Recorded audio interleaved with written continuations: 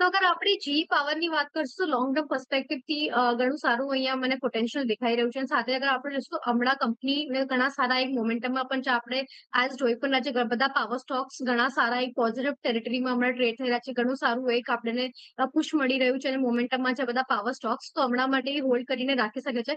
But yes, થોડું એકાદ 20-30% gain પછી થોડું પ્રોફિટ બુકિંગ સજેસ્ટેડ હશે એમના માટે.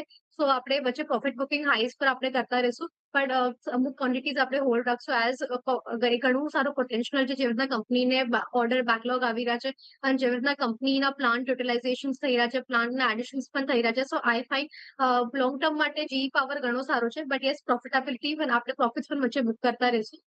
અને સેકન્ડ સ્ટોકની અગર વાત કરશું એચસીસી, સો એચસીસી માં પણ આઈ થિંક લોંગ ટર્મ માટે હોલ્ડ કરી શકીએ છીએ આપણે. કે આપણને થોડું એક કરેક્શન આપણને સ્ટોકમાં રિસેન્ટલી આપણે ફેસ કર્યું છે.